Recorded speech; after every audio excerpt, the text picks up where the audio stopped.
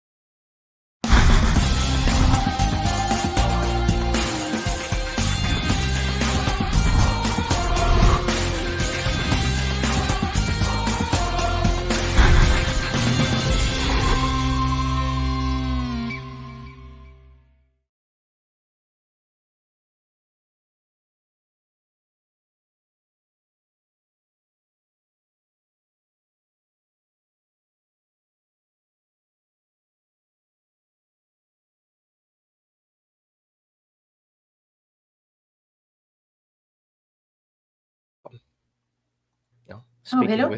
speaking with closed mic, right? Hi everyone, how you guys doing? Today I have a very special guest. I have Debbie Lucken from Kids Around Dogs, and we're having coffee, talking about why dogs attack children. So we're not gonna have fun here today because we're really gonna break it down and how to protect kids and how to protect dogs and what to look out for, right? So let's get started. Debbie, tell me a little bit about yourself and tell me a little bit about Kids Around Dogs and how you ended up doing actually that. I am a dog trainer and a dog behaviorist as well in England, in the south of England, Dorset. And I have a daughter who is 10 years old. And when she started having some play dates and some friends over, I started noticing how some children were either overconfident around dogs, so way too in their faces, or terrified of dogs. And when being scared as well, they would run away or climb on furniture and things like this, which was actually very interesting to dogs. They go, "What are you doing? Let's follow you." So it was quite interesting to see um, how children would react to dogs. It's such very different behavior. And when a child is also overconfident around dogs, can get them in trouble. They're too in their face and things like this. So I've noticed that there were those two problems when it came to kids. So I started looking a little bit around and see what associations were there um, that would work specifically with these issues, and found that in the UK we didn't have any. So I've opened it. Basically, I founded Kids Around Dogs, and we are now an association of dog trainers, dog behaviorists, and other dog professionals, and also child care professionals such as teachers or teachers assistants and other school workers. And we help families who have children and dogs to make sure that the two species can live happily and safely together. And we also help children who are scared of dogs to overcome their fear through a protocol I created. Um, and I think specifically for our topic tonight, I think is the being overconfident around dogs. That is the biggest issue, or they can cause the biggest problem. Um, so yeah, so that's basically what CAD does. Thank you so much. I remember when I was a kid, um, my first bite incident was when I was 6, and it was very traumatic for me. Yeah, I bet. Um, Yeah. I went shopping, so I took my dog for a walk. Basically, it was kind of like a 3 mile walk because we would live very outside of the town, so I had to go. And I wanted to go something to snack, so I went, took my dog, walked there, tied him up on a fence, and walked inside.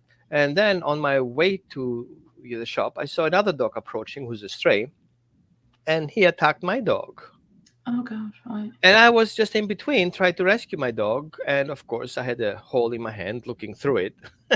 Oh my God. But I recognize my need for intervention as a child and not having common sense. They don't have a No. logic. And of No. course, the dog was struggling getting his stuff together. And then I went home, and of course, I was white because I had a hole in my hand. And I told my father about that. And of course, he had an awesome reaction, started yelling at me. And that basically caused even more problems because not only I got hurt by the dog, I also got hurt Mm, from my parents. And so it mm, just become a vicious circle. So I think this is a great thing to there is an organization out there who not only educate teachers, not only educate parents, not only educate dogs, it educate trainers and colleagues. mm. And I Yeah. think it's a great thing to do, um, having outreach, because I know many people who's just like just keeping things for themselves, but this is an Yeah. important thing to do. Yeah. Um, how long have you doing this? So, well, I've been in the industry for over 7 years now, but CAD has been officially open for just a year at the end of this month, actually. Yeah, yeah, Oh, yeah. really? So it's very new. Yeah, yeah. Wow, you're damn organized because I looked at your website and I was like, oh, wait a minute. It looks better Thank than you. mine. You know what? It's been in my mind for so long You're to right? do it, but I kept thinking, I don't know, shall I not? And then more things kept happening, and you read the newspaper Right, or you right. watch the news, and it's just terribly upsetting. And so, it just cannot wait any longer in a way.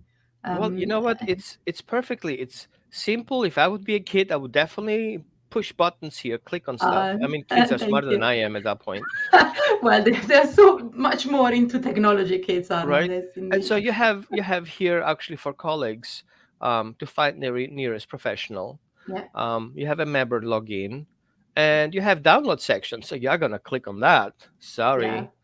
And what do you have here? Oh, we have pictures and educational stuff. So if I look at that, what is that?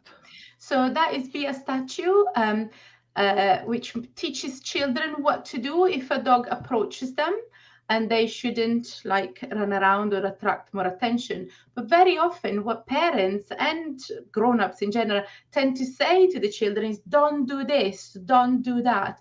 But the kids actually doesn't know what to do. So by Be a Statue, so stand there, cross your arms over your chest, head down, just kind of wait for the dog to go. The dog will Hmm. get bored because you're doing nothing, and Gotcha. you walk away. Instead, very often children know, maybe they know not to run and not to scream and not to do this. What do we do then? They're stuck. So instead, we can give them positive instructions that keeps them safe as such, so But they'll know what to do. let me be a devil's advocate. Why Mhm. shouldn't children turn their backs?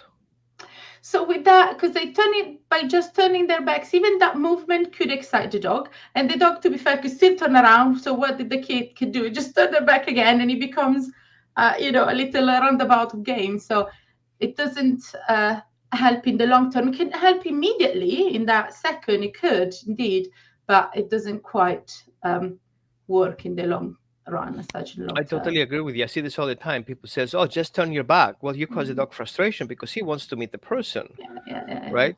And some other people like, "Oh my God, he's jumping on me," and yeah. dogs can trigger it. I mean, we have to see Mhm. the dog's response is a fear response. Mhm. A confident dog wouldn't do that. No, no, no, Um, no money, no. how do you see? I mean, we're not going yet into statistics, but we're going to talk about that because people Mhm. think like it's not going to happen to me. My dog is a great dog. Have you seen? Have you experienced situations where people were 100% sure dogs were just fine with any kid, and all of a sudden, they just go after a particular child? Mhm. You know what? It's like spot on what you said. You never think it's going to be your dog, is it? You never think, oh, my dog could. But you really need to be realistic and have a little bit of common sense and think, actually, it could. It could be your dog. God, I pray it never, but it could be. You just don't know what situation, what Right? specific situation your dog might find himself in, and what if he can't handle it? What if it's too much? So you really need to be reasonable there and say there could be a chance. Hopefully super, super small, but it could be. So why take chances there? And yeah, it has, sadly, it has happened, hasn't it? That people thought, oh, I never would have thought it was my dog, or even someone else's dog that they know very, very well, like a friend or a family dog, of someone else in the family as a dog. I never would have thought that the dog could do it. I understand. And when I look at photos of dog or dog in the street, sometimes I think, oh, that dog is just too sweet. It would never, because that's what we want to think. But Right, right. they could. Is They are is animals, so yeah. is there a denial on people, like not really seeing the signals? I'm sure there is. I'm sure there is a level of that. And even as it's our job to know the signal to respond to certain things, to be able to spot them. Sometimes you just don't want to see it when it's too close for comfort. You just don't want to see it. And that happens in humans as well, doesn't it? You might see your best friend doing something wrong, or your own child doing something wrong. You think, "Ah, it could never be my kid." Guess what? It is. So Yeah, yeah. yeah. So I think Um, because it hurts too much, doesn't it?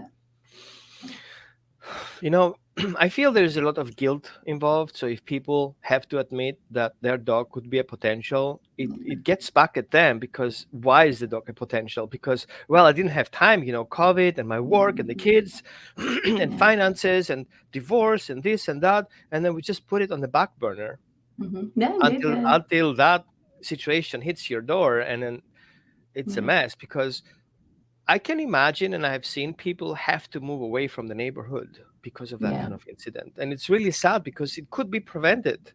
Yeah. Yeah. Yeah. Yeah. What are the likely things that you usually see dogs become aggressive? What's the In what situation there? situations? Yeah. When that happens, normally either that like I said before, it's like the dog is put in a situation they really cannot handle. When there are kids in the family, one thing I've seen very often is, for instance, the use or the, if you like, overuse or wrong use of the crate. Hmm. Very often you have the crate in a room somewhere, and they think, oh, I'm just going to put the dog in there and I'll do the cooking or I'll do the laundry or whatever as parents. And then the kid is standing there over the crate, maybe teasing a little bit the dog, or even worse, open the crate and gets in with the dog. Oh gosh, I've seen that happen. Or parents tell me, oh, they're so cute, they sleep together in the crate. I'm like, oh my god, things I'm a like very this. visual person. I'm like, Shocking. as you talk, I get these goosebumps down my back. Yeah, that is so common. It's Right. and they send photos as well. Look how cute! Oh my god, I'm not gonna sleep tonight thinking about that. When do you think dogs can become aggressive? So I don't I don't know if there is a specific moment that makes them more. That's it. From now on, I'm gonna be. Mm. But I think that there are situations where they are pushed, right? And they speak to us all the time. Canine body language is fantastic. They give us so many signals. Some were very, very quick. Some can go from 0 to 10 super quickly, but normally we have been warned. So um, again, I go back to a certain situation, such as, say that he's sleeping in the crate and a child gets in and the dog goes, I can't move away. It might be some lip licking, for example, or lick the child to get him to back away. There might be even some scratching if the space allowed. Something to make them go, look, I don't want you here. But the child in there cannot read the signals and sit there, insist, maybe hug the dog, and the dog goes, nothing works. So it could shut down and just endure it all like a saint. Or my goes, that's it. I can't escape. I can't shut down. This is too much for me. I'm gonna have to do something so strong that will make you move away. Um, the other thing is also, again, being very much in their face, which is something as humans love to do. We kiss and we hug and all that. And that is something that dogs might not all dogs might Mm. like. Um, in that respect, for example, I've trained my dogs to give me a kiss when I want to, and so sometimes I go, oh, Winnie, kiss, and if she fancies it, she kisses me. If not, she turns around and shows me her bottom as to say, we can cuddle, but I'm not kissing you now, and that's fine by me. And sometimes you have to accept that. Again, I'm gonna play the bad lawyer here, or the bad Yeah, devil kind of yeah, thing. Um, if I would make a post today, my dog is reacting to my child, mhm, what are likely people would post? Like our audience right now. How about, this is the situation? a child is hugging a dog and the dog is growling at the child, Mhm. what would you suggest? Now, I would like you to do is type it in the comments. No judgment, okay? Give us information, even if you read it somewhere. Like, oh, I read this thing, blah, blah, blah. So that is just for us to have a kind of a little conversation here, see what's out there, what people are actually suggesting. Is it right? Is it wrong? Is it something we should do? Is it something should we avoid? And we're going to break it down why or why not we should do it, and what's the dog's perspective. Because if you don't understand the dog's point of view, you will never understand why the dog did it.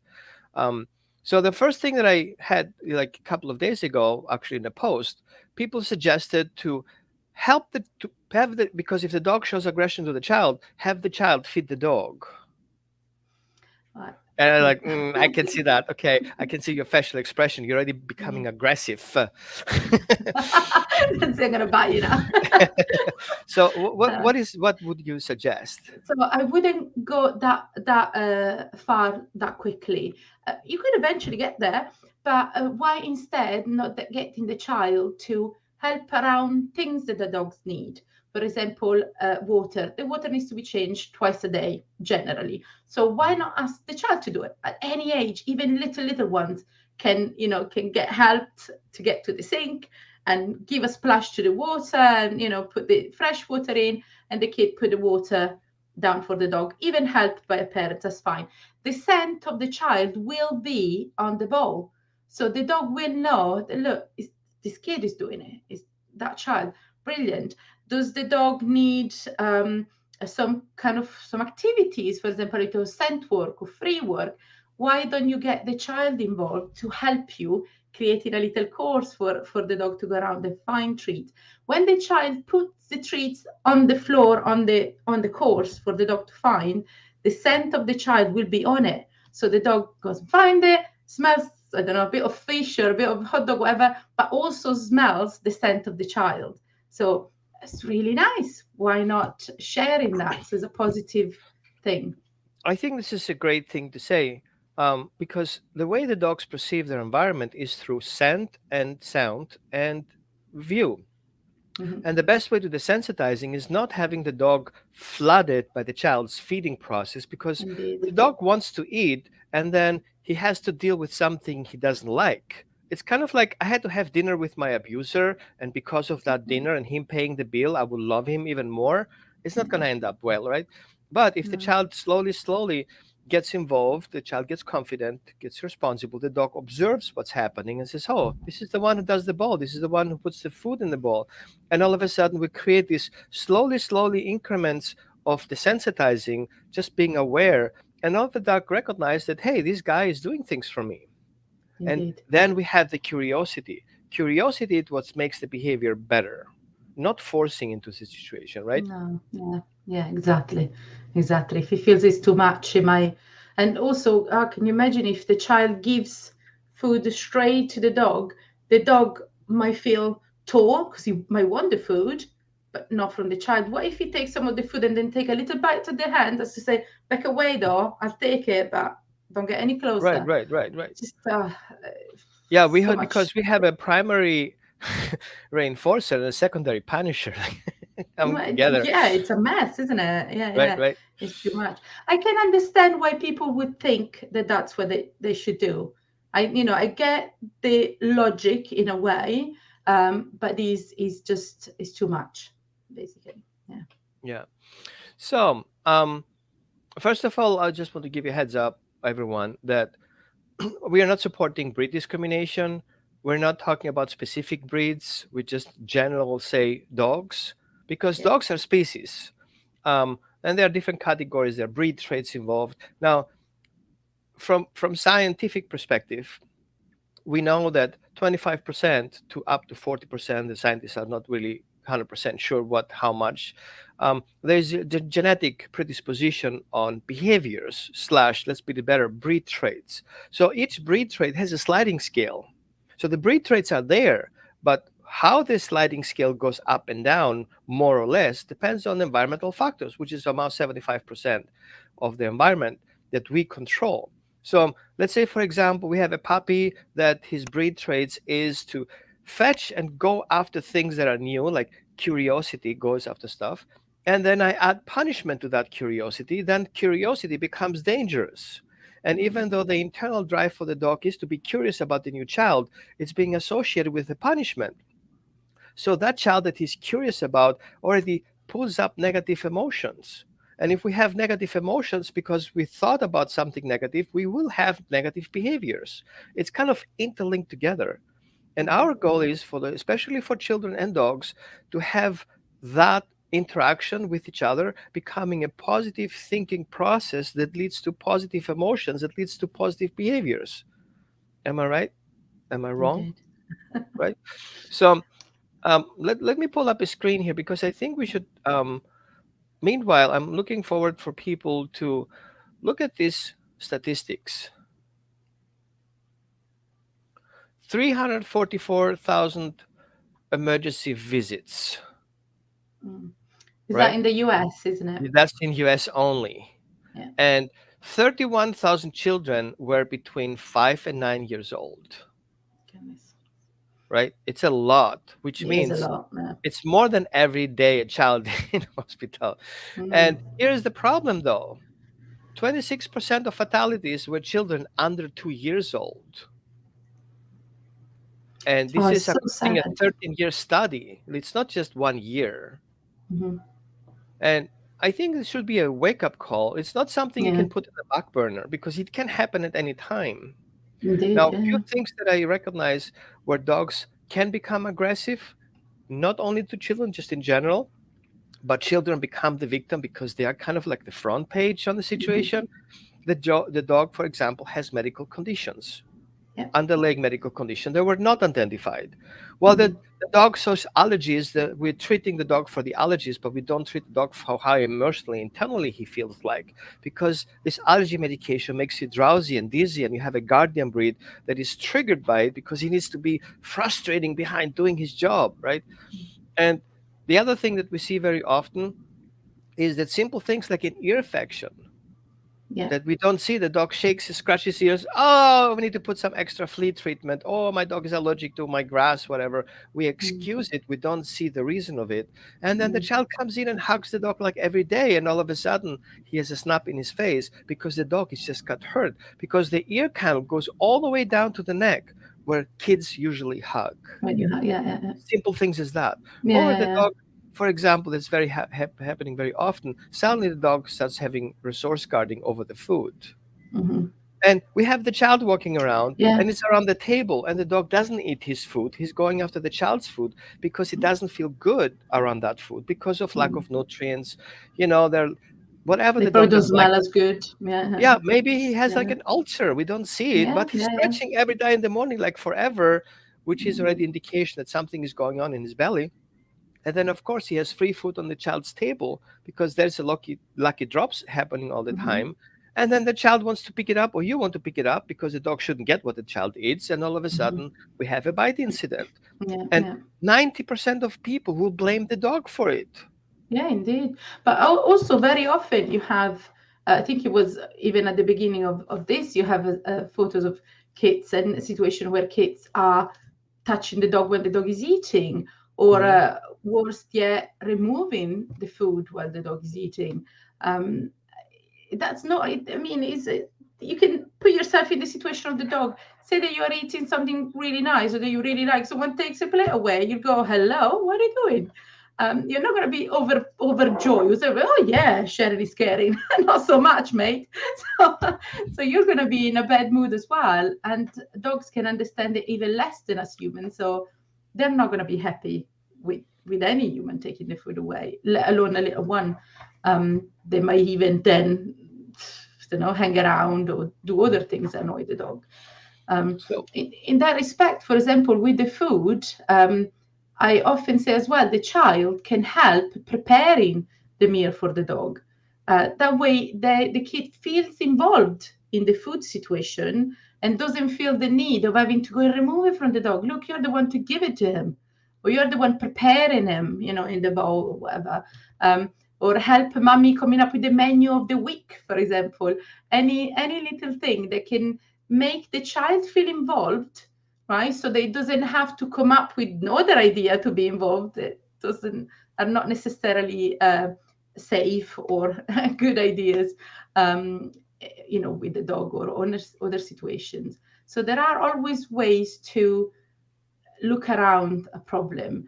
And obviously, there are obviously situations where the dog is in the wrong, completely the wrong family, completely the wrong environment.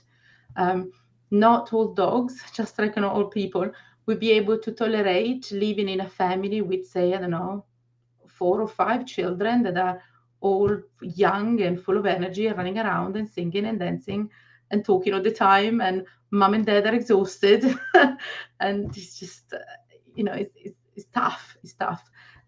So not all dogs will be able to endure something like that. So there is so much to consider. I see this Mm. very often. We just force situations because we kind of live in this mindset. I have a family, I have an SUV, I need a dog. It's Yeah, kind of like that's what we do.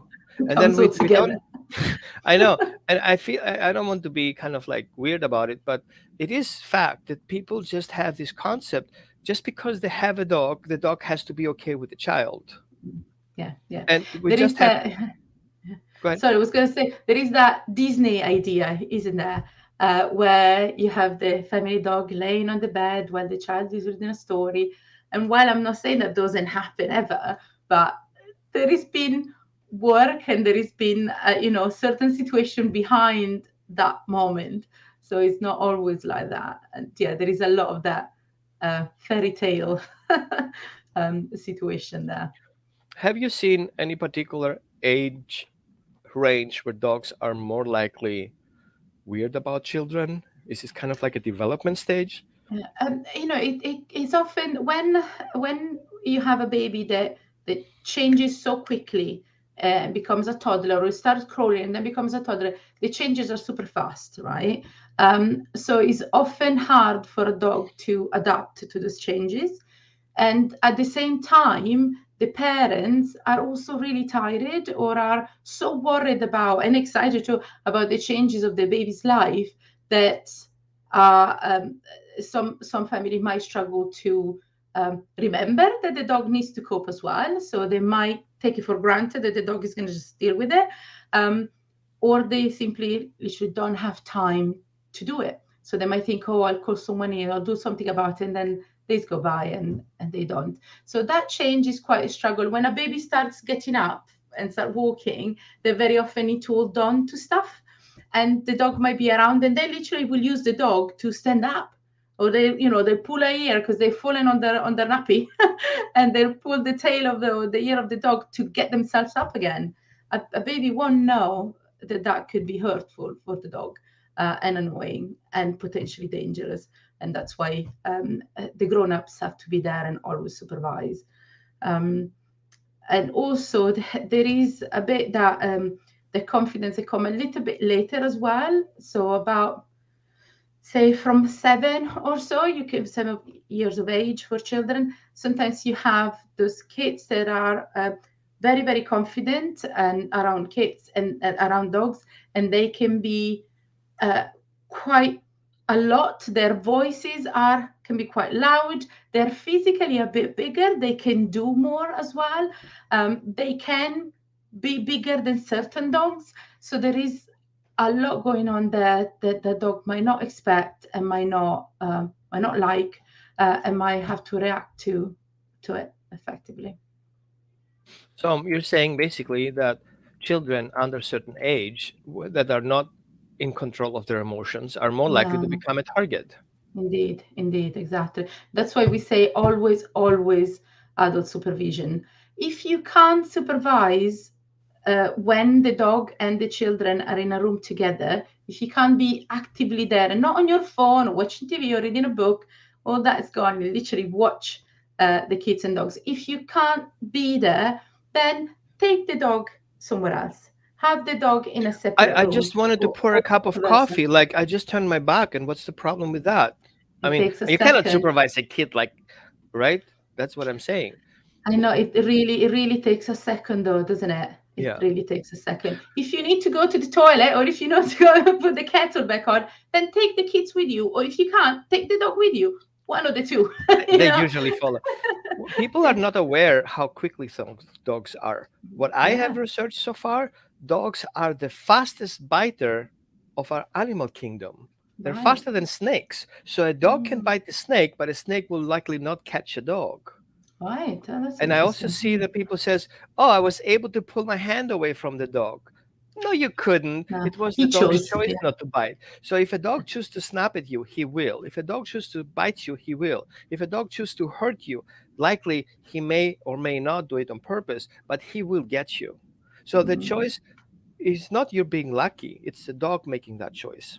yeah, yeah, yeah. So, what do you think about dog biting prevention? Is this a thing? Is something we can do, or is it something we're helpless? Like, dogs bite. That's it. We have to deal with it. Oh gosh, no, we can do something about it. Again, supervision, first of all, and maintenance, so stair gates around the house, uh, teach the dog to be happy in a separate room or a play pen or a crate, so the dog is fine. But and all that is great management. I always recommend it. But the other thing is be educated about canine body language. How is the dog telling you, I don't want this to happen to me? Stop it, basically.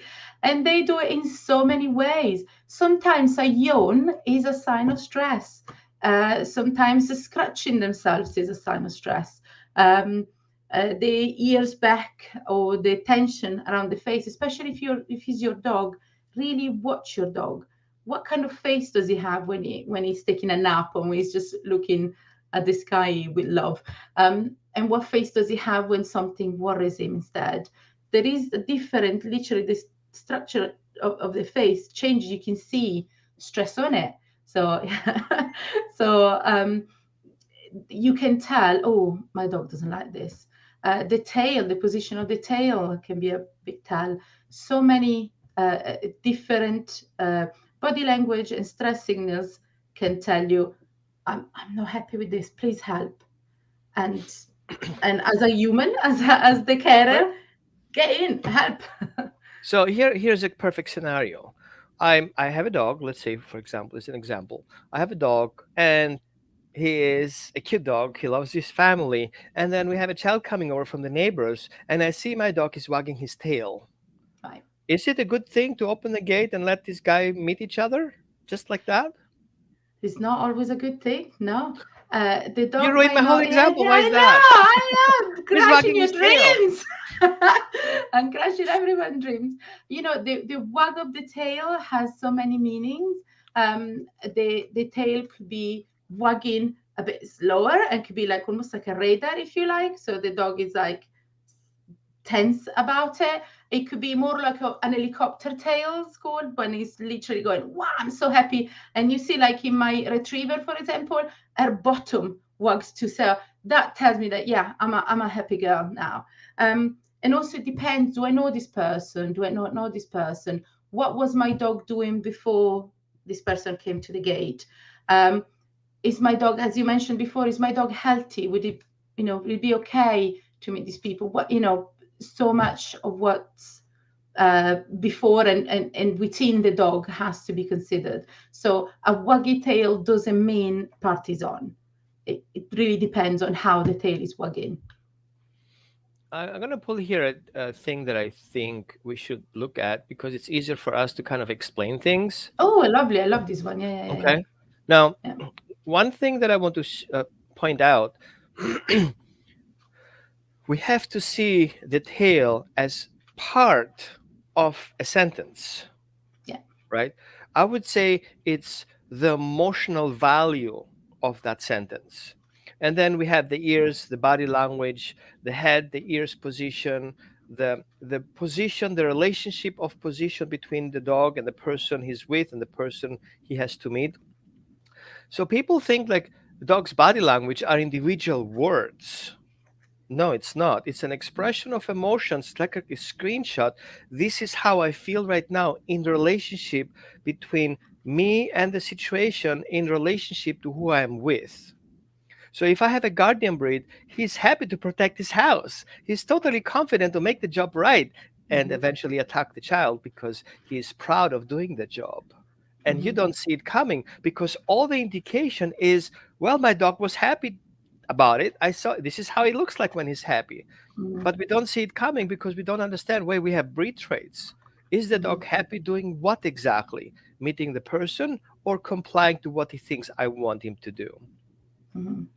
Also, there is also more to just the breed, obviously. But yeah, if you have a certain breed, and maybe you've worked as well for that, maybe you have kind of uh, done specific training that highlights what the breed is meant to do.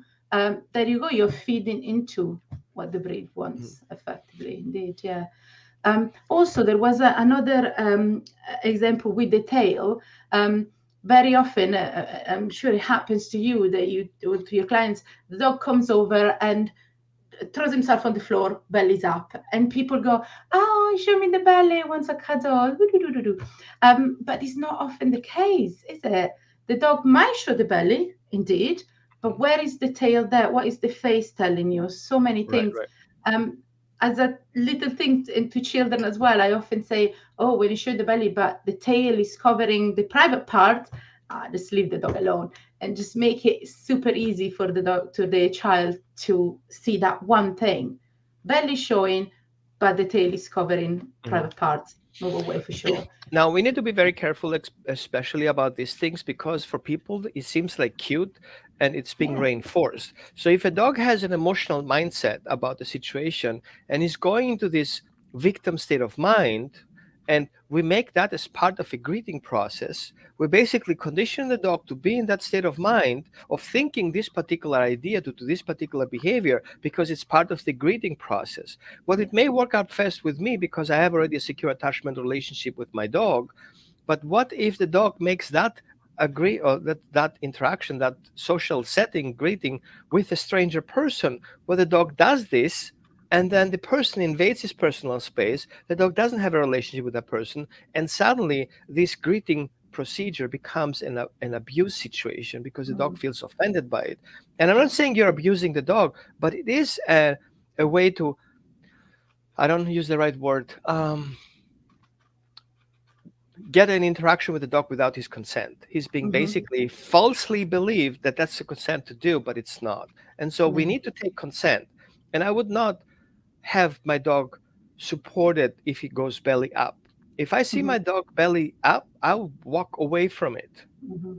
I don't want my dog to be submissive to me. We don't No, no, have no, that no, type no, of no. relationship. Yeah. So if a dog thinks like, "Oh my God, I love you so much," no, I Mm. don't like that. I walk It's away, and something, the dog yeah, will get yeah, up. If he yeah. gets up, then he gets petted. But on the floor, A, he gets dirty. B, it's not a good place to be in the mindset, right? Yeah, yeah. Um, what is your most complicated situation that you dealt with in regards to children? Who is actually your worst client? What is the Oh, God. client who says, "Oh, please don't"? Just You know what? It wasn't actually a child, it was an adult. Children are always, although some can be a little bit cheeky, and you really have to, and maybe it takes you like forever to get around the child because he's messing about, or he wants to play ladder this and stuff like this. So there is a lot of games involved. But I actually worked with a lady, and when I said, "All right, now we're gonna play," and things like that, she said, "I don't want to play with my dog. I'm not going to play with my dog. He's a dog." And I was shocked. She actually stopped carry on to coming to our classes because she didn't want to play with the dog. Oh my God, that was sad. Is that life? Poor dog. Do you know what I mean? Poor dog. And that was a grown, and that lady will stay with me forever. I think that that phrase in my mind that goes, "I don't want to play with my dog. He's a dog." Yeah, that's probably one of the best part. Play with your dog. So yeah, that was the worst client in that respect. yeah. Yeah, Um, different cultures have different ideas about dogs and I know. husbandry and the relationship with dogs in the house and outside of the house. And sometimes we're coming in very judgmental because people have the dogs outside, and Yeah. and also the same problem comes in. in social settings, we have certain expectations. If we are in Europe, and you're, if I remember right, you're from Swiss, Switzerland, Italian Swiss, right? Italian Um, part of Switzerland. Yeah. and I'm Austrian, I'm Greek Austrian. They are two different classic cultures. The Austrians are like, I'm not I'm not going up to your dog and ask you, can I pet the dog? I'm not going up to Mm, your car, can I touch your car? I'm not going up to your child, can I pet your child? He's so cute, right? mm. In US, it's kind of like a common habit. I see a dog, I need to get up there. It's kind of like a magnet. I cannot resist, right? Um, Right. what is your suggestion? What should people who want to pet the dog do, and what should people who have to protect their dog of those wild cannons, loose cannon children? So if you actually go on my website in the free resources, you'll find a poster on where and how to pet a dog.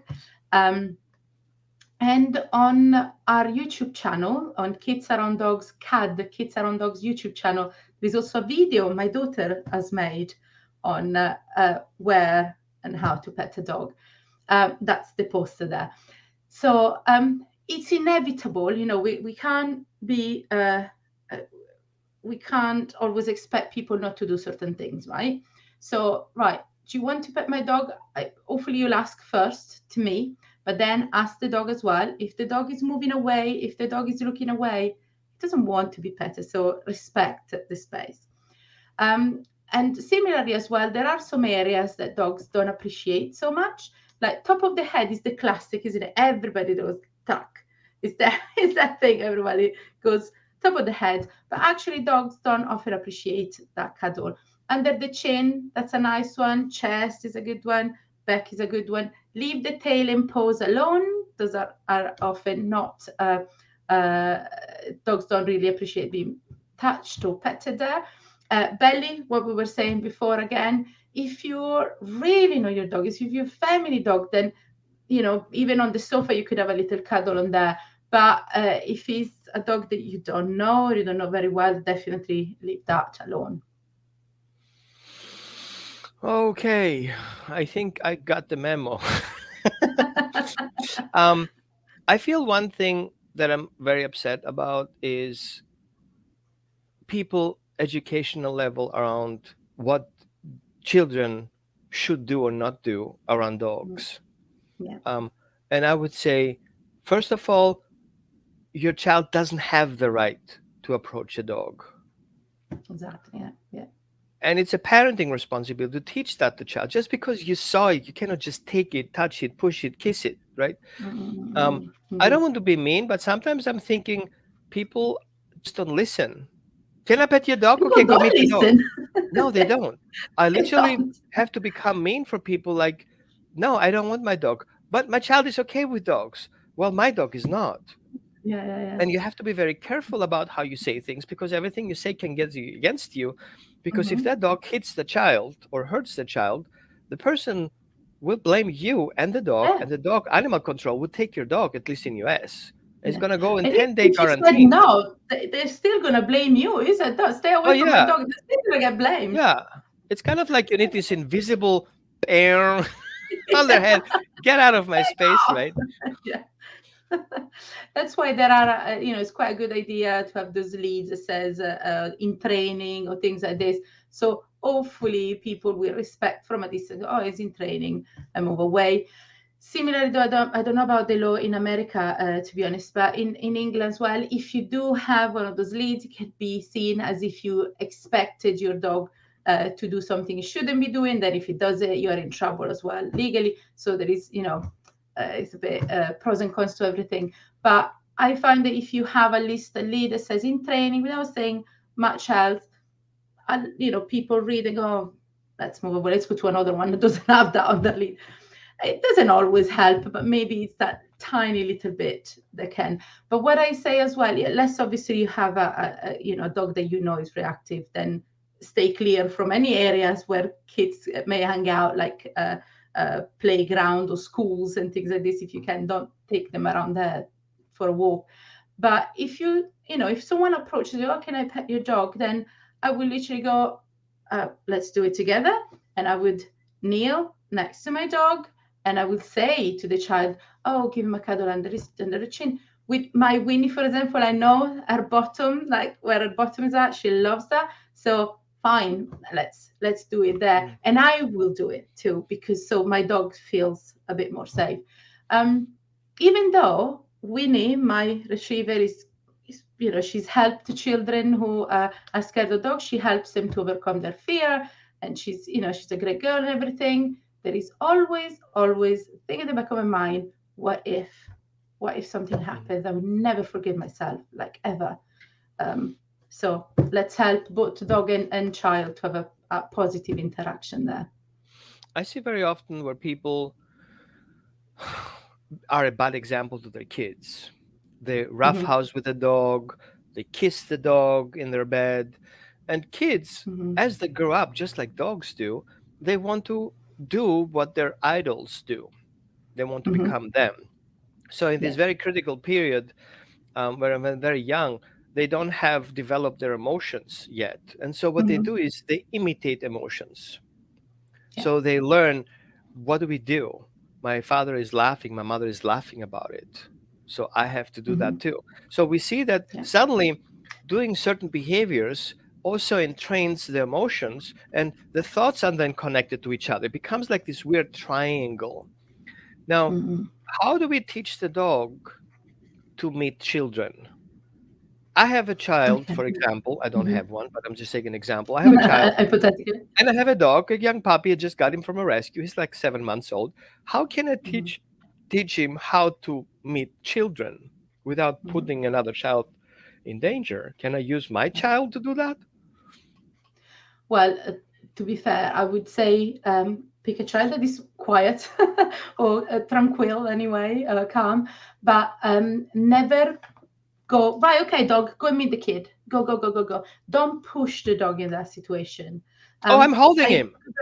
no, Like times that's right? really No, bad not to do that. why? Let him loose still. Because then the dog doesn't have, it feels like he doesn't have a choice to walk away should he not want to meet that kid. And Mm, you can just maybe do a call the dog over. mm, is it always a good idea? What if the dog goes, I don't wanna? Why do you keep calling? Why do you keep insisting when your mhm, dog doesn't want to? Again, read the body language. Is he looking at the child and, I don't know, licking his lip, his ears are back, little signals that even uh, one paw up, all signs of stress? It means that that child is already too much for your dog, so it needs to be approached differently.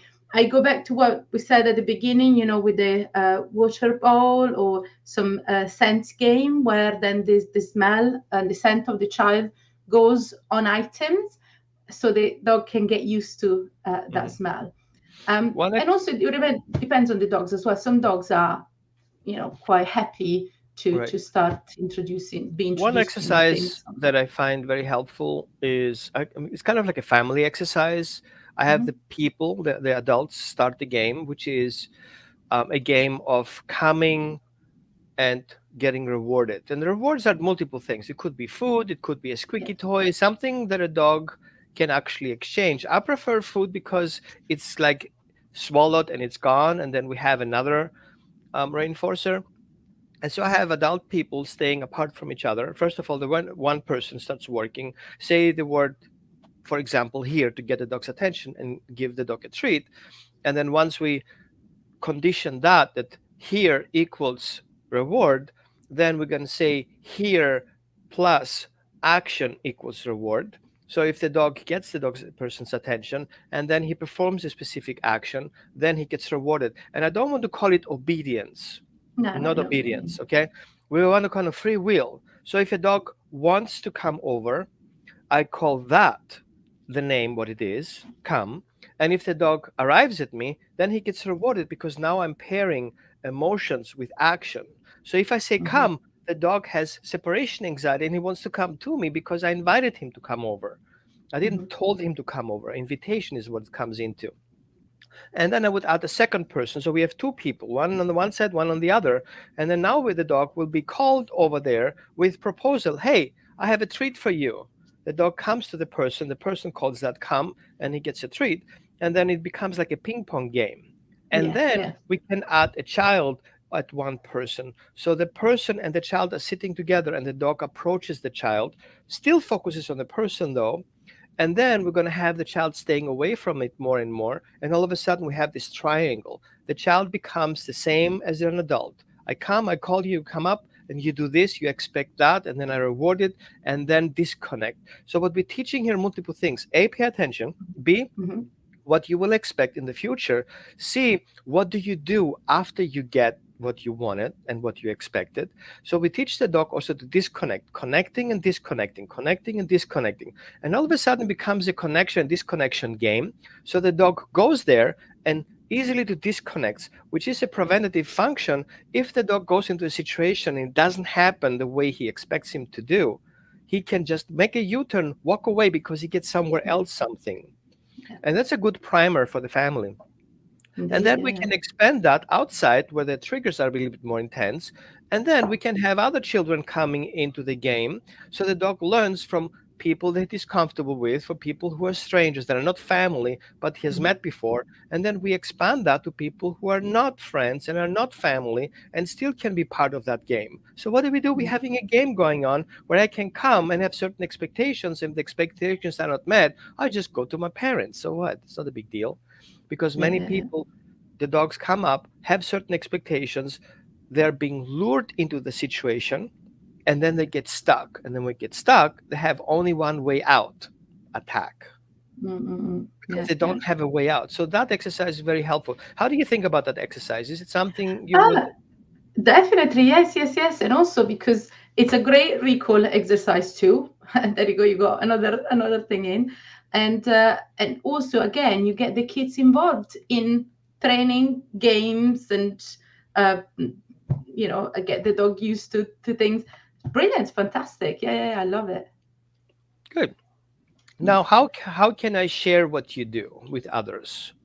Okay, I know people have already shared that video. I'm not saying any names, you didn't do it, but it's a good time to share that video. And when you share that video in your group, in your favorite group, or your favorite friends, maybe you add a couple of words to it, like more than 10 words, because Facebook will kind of bounce it out. Say Mhm. why people should watch this video, and what can it change. And, just a little reminder that sometimes you don't want to be statistics. Yeah. No way, right? No, And indeed. we look at things that during COVID, we have 300% increase of dog bites alone in the US, Mm. Crazy, isn't it? and it shouldn't, No, no. right? Mhm. And yeah, you guys just don't. Yeah. Gosh, crazy, crazy statistics there. So really upsetting as well, isn't it? Because it's just, and dogs are that animal that really most people have when you think about it, and it's probably the most common animal you get to see around. I often see this. You see them in shops and Mhm. supermarkets, restaurants, and that. Well, maybe not where food is, but in the UK at least, you are allowed to take them to quite a few restaurants and Right. pubs. Um, and some shops and that, so they are around, and I love it. I'm super happy that they are, but at the same time, it can be a risk, can it? Yeah, For yeah. both things, for people who can be, could, for situation where something bad could happen, but also for people and children in particular who are scared of dogs. So it's Now, for our yeah, viewers, how did you like the show today? Was it informative? Was it boring? Did how did we could be talk too boring, I'll much? tell you. Right? So give us our feedback. If you give us our feedback, it help us spread the word, and of course, you're welcome to share it. And I think we should talk more about that. When children and families are my priority. Um, we both work online, so we can help people remotely going through this process. Um, One thing that I see very often, especially rescues, Susan DeBilly, for example, is Thank you, Susan. a president for National Great Pyrenees Rescue, the biggest Great Pyrenees Rescue in US. Right. And these rescues have protocols. They say we're not adopting dogs out under that particular age, and we need to be aware of that. Rescue has a reason why they don't do that. Not because it's a bad rescue, not because you're bad parents, because the risk is high. You're getting a dog from a rescue, the information we have is very vague. We don't really know. We can do an assessment. The dog may be fine in one house, in the other house he doesn't be fine. There are factors that come Mhm. into the game where dogs get very stressed in changing homes, and the whole situation will change. And then we have situation where the children are not the brightest, and then we struggle with explaining them things. We get frustrated about that, and then we'll have them figure it out at some point. As a rescue, you cannot judge it. You just No, no. stay out of it. And Mm. unfortunately, people would get out and go and get dogs from other backyard breeders. I'm not saying from a good breeders, from backyard breeders, No, no, no. Yeah, yeah, selling dogs out of a trunk because the child wants a dog. yeah, yeah. And I think we should be very careful about that. Just because my Indeed, child yeah. wants a dog doesn't mean he can have a dog. We cannot just use the dog for the child to educate himself about responsibility. Parent is responsible for the dog. The child should learn from the parent how responsibility looks like. And I see that Mhm. dogs are sometimes being used against children, right? If you're not doing your homework, I would not have you sleep with a dog tonight. Yeah, yeah. Like, You what would, the yeah, yeah, actual yeah. bark, right? It's shocking, really. Yeah, yeah, yeah. Right. It's often they're often used Like, as bait. this is Yeah, borderline narcissistic.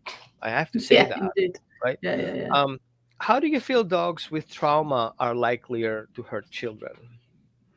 Well, just like a trauma is basically a health issue, isn't it?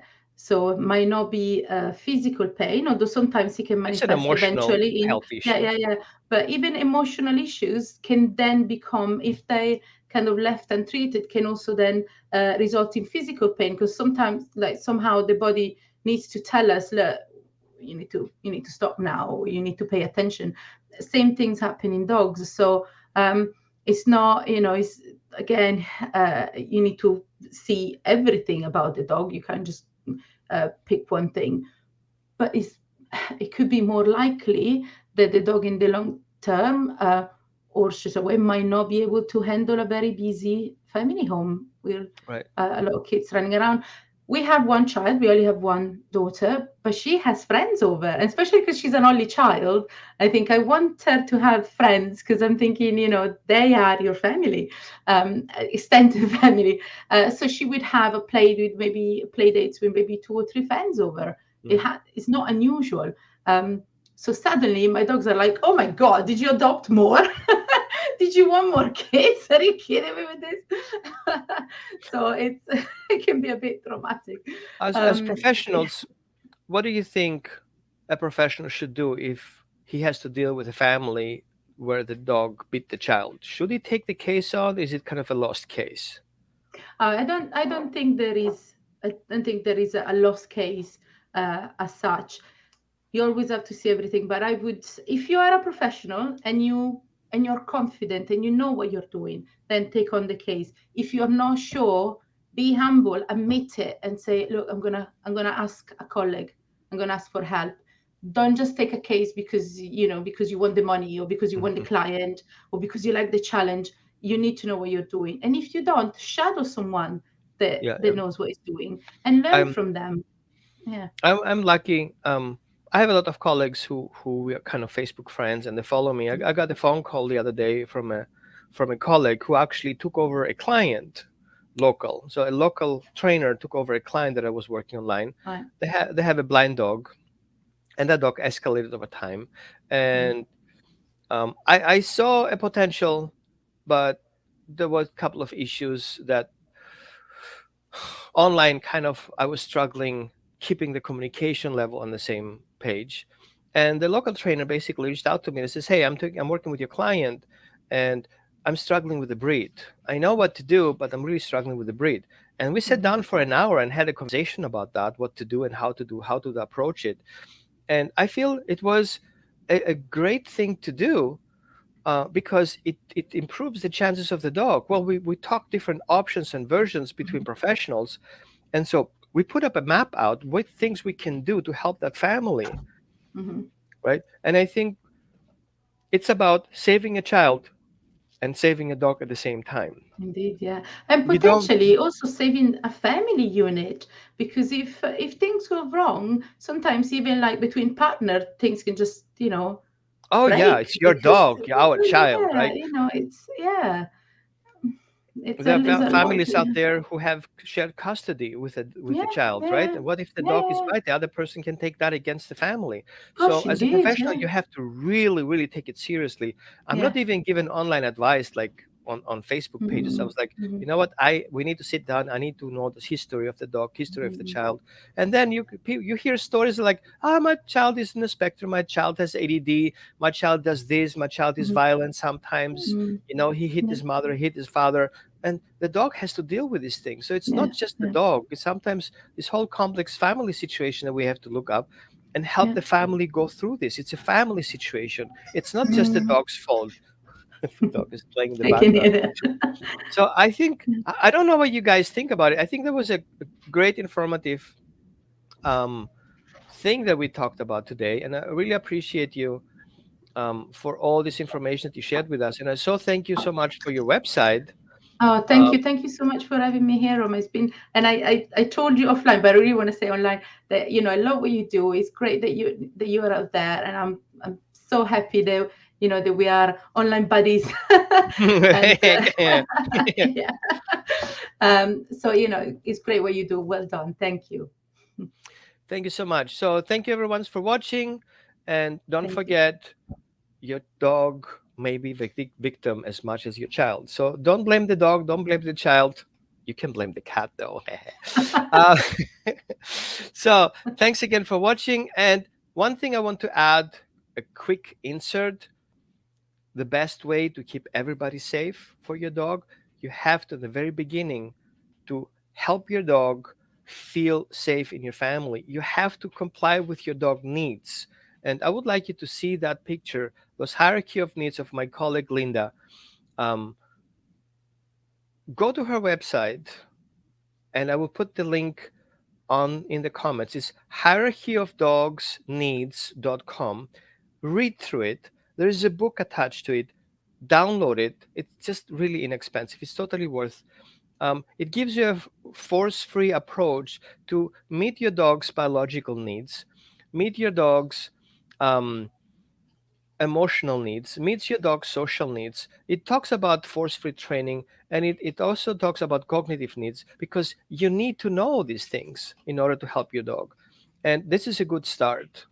Um, and to have a successful relationship with your dog and protect your children and your dog at the same time. Those apply also to children, by the way. I'm not saying anything about it. So, again, thanks again for watching, and looking forward for our next talk. We don't know yet. We're open for people's recommendations. And thank you again. Have a great Bye. Thank evening. you so much. Bye Bye bye. bye.